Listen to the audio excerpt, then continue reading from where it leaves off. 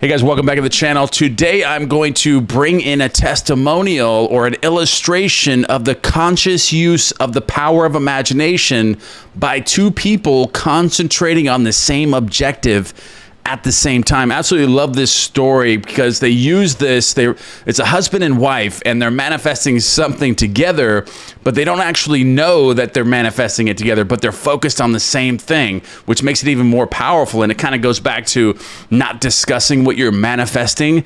So they don't even discuss this together, but they're both working on the same thing together, which I absolutely love this. So let's go ahead and jump in. This is case number 8 from The Power of Awareness by Neville Goddard. The man and wife in this story have attended my lectures or Neville Goddard's lectures for a number of years. It is an interesting illustration of the conscious use of this law by two people concentrating on the same objective at one time. Okay, so the man and wife were an exceptionally devoted couple. Their life was completely happy and entirely free from any problems or frustrations. For some time, they had planned to move into a larger apartment. The more they thought about it, the more they realized that what they had their hearts set on was a beautiful penthouse.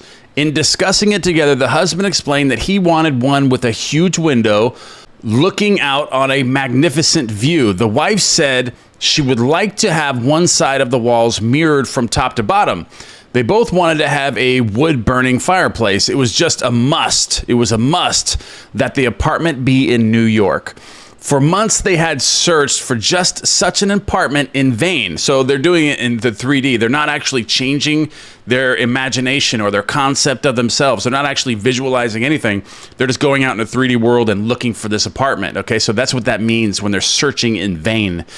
In fact, the situation in the city was such that the securing of any kind of apartment was almost an impossibility. So it was very difficult to find an apartment that they're looking for in New York. Even if you had the money, you couldn't find one. They were already booked. They were already booked solid. There was a waiting list trying to get these types of apartments.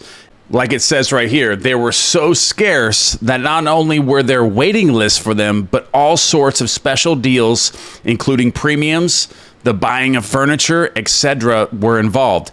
New apartments were being leased long before they were even completed. Many rented from the blueprints of the building. So there's a long wait list for these. These are very hard to come by. So they're searching in vain. They're trying to find one in the 3D world. And then they learn through Neville Goddard to use the power of their imagination, and that's what they do. So early in the spring, after months of fruitless seeking, they finally located one which they seriously considered. It was a penthouse apartment in a building just being completed on Upper 5th Avenue facing Central Park. It had one serious drawback. Being a new building, it was not subject to rent control, and the couple felt the yearly rental was really, really high. So in fact, it was several $1,000s a year more than they had considered paying. During the spring months of March and April, they continued looking at various penthouses throughout the city, but they always came back to this one. Finally, they decided to increase the amount they would pay substantially and made a proposition which the agent for the building agreed to forward to the owners for consideration. It was at this point, without discussing it with each other, each determined to apply the law of assumption. It was not until later that they learned what the other had done. So they're both imagining the same thing. They both went to Neville Goddard's lectures, but they're not discussing what they're doing together. They're just working on the same thing, which I think goes back to not discussing your manifestations. And it could be much more powerful this way because you're not blocking one another and you're actually in sync with one another without even speaking about it.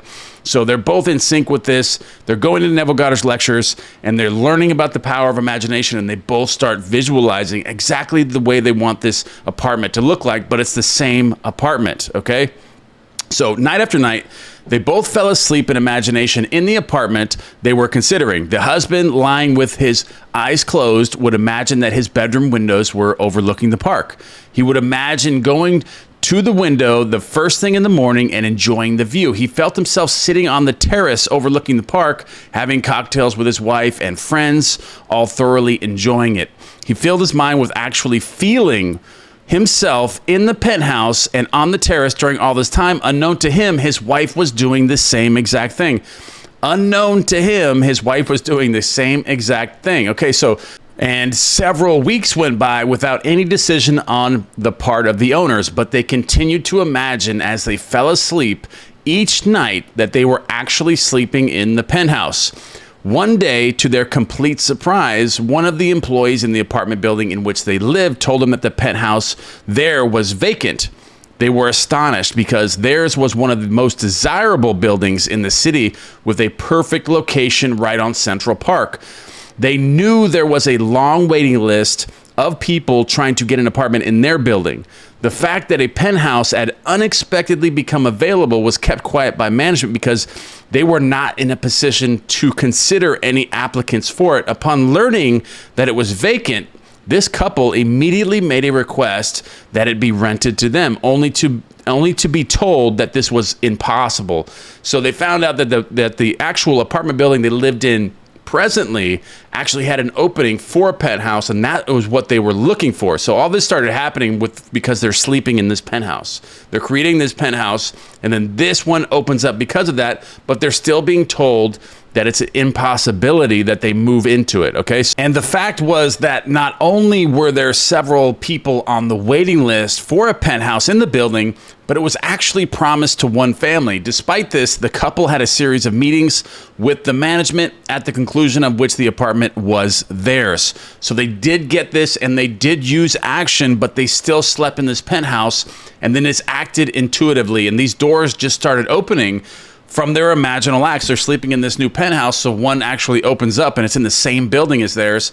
Then they go after it, and then they feel it out intuitively, and then they have meetings with the management. At the conclusion, the apartment was there. So everything came together just as they imagined, and there was nothing that was going to stop that from happening.